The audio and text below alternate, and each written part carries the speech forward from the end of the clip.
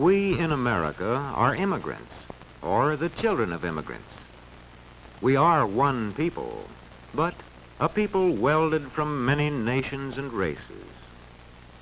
People who came to America during a vast migration from Europe to other parts of the world. In this migration, millions of Europeans left their homelands to settle in new countries across the seas. Almost 2/3 of them came to the United States.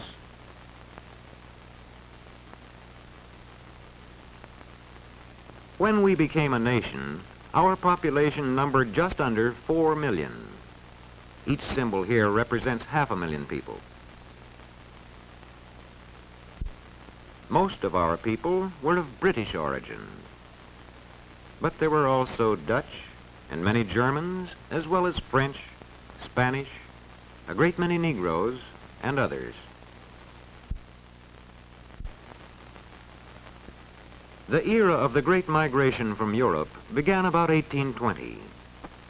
During the following 70 years, immigrants came from Western and Northern Europe in growing numbers. The earliest waves brought people from Ireland and Great Britain, from Germany and nearby countries. Later, the Scandinavians joined the migration from the north and west of Europe. Then, in the 80s, from the south and east they came as the migration fever spread deeper into Europe.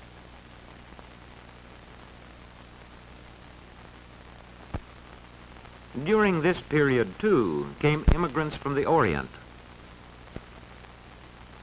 The century following 1820 saw Asiatic migration as Chinese and Japanese crossed the Pacific in considerable numbers. They from the Orient settled chiefly in our far west. The flow of immigration reached its peak between 1891 and 1920. During these years, a tremendous movement set in from the countries of southern and eastern Europe. Many still came from the north and west, but many more came from Austria-Hungary, Poland, Russia, Italy, and the Balkan Peninsula. But what of the people behind these symbols? What were their motives and hopes? Let us turn back to a steamship agent's office in a European port a half-century ago. Most of those seeking passage to America are farmers and peasants, like this family from Eastern Europe. Behind them lie years of labor on land that could never be theirs. A man grows discontented when his own labors and the labors of his family go mainly to enrich a landlord. For peasants like these, there is hope of a better life in America across the sea. And there are those who have known at firsthand the political oppression of autocratic governments. Governments that deal swiftly and ruthlessly with those who dare to champion political liberty and freedom of expression. To the man deprived of civil rights in his native land, America offers the hope of freedom. And then there are families like this, who have suffered a religious persecution that could drive them from their homes and scorn their right to worship in their own manner. For such as these, there is the promise of religious freedom in immigration to America. These and millions of others like them make up the Great Migration. Millions of every nation and calling, drawn together by their vision of America, a vision of land, opportunity, and freedom. These face the long ocean voyage.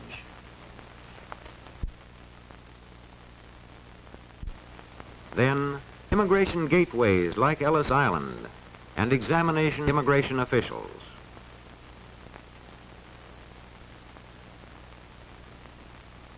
Here, at the turn of the century, almost all Europeans enter freely, except undesirables such as criminals. For all mules, there is a medical examination to weed out those with serious illnesses and dangerous diseases.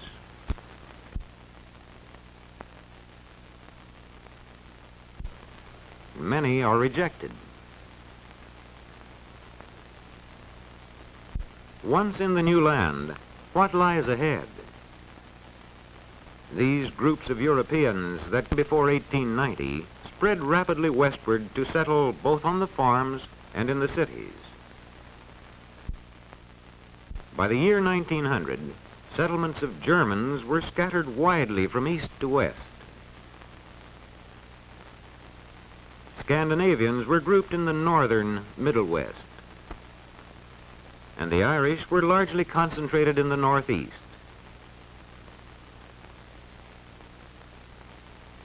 Today, the sons of these immigrants still cultivate the soil that their fathers made their own. And the farming communities and cities founded by these groups are typically American. Here, there is little trace of the old world, though we find these communities still peopled by the children of these immigrants. Most of the immigrants that came after 1890 went into the factories and found their homes in the tenements of America's growing cities. The crowded slums became America's melting pot. Sprawling communities of transplanted peoples living side by side, but still diverse in languages and customs, as diverse as these shop signs that mark the immigrant neighborhoods. These communities posed an urgent question to America. Could these people of many nations become a part of the American way of life? In meeting this problem, many agencies played a part. The churches that preserved traditional ties in the midst of new surroundings. The newspapers that spoke to the immigrants in languages they knew.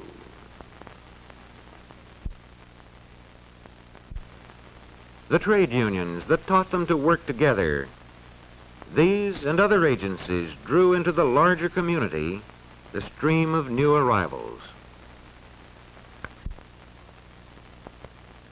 In 1924, a law was passed to restrict immigration from countries outside the Western Hemisphere.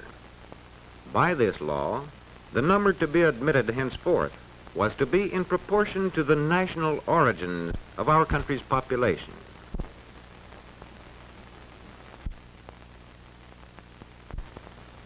This gave to Northern and Western Europe more than 80% of the total, while Southern and Eastern Europe received less than 20%. After 1924, immigration from Europe dwindled and virtually stopped during the Depression of the 1930s.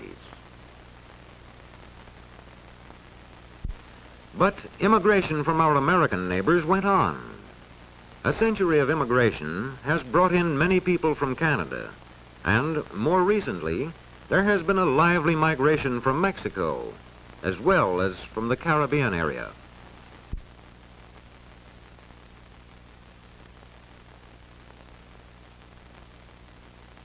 Today, these people of every nation and race have become Americans all, a people still diverse, but sharing common aspirations and drawn together in their common contribution of the skills and talents that have made America a great nation. The school has been a most important influence in the making of Americans. Here, the meaning of our country, its institutions, and its culture reaches the children of every community and race and origin. Here, too, the latest arrivals from abroad, young and old alike, have an opportunity to study the language and history of America. These people are preparing for an important step, admission to citizenship. Here, they come to testify to their fitness to become once and for all a part of the United States of America. Belongs the promise of long ago. Send these, the homeless, tempest-tossed, to me. I lift my lamp beside the golden door.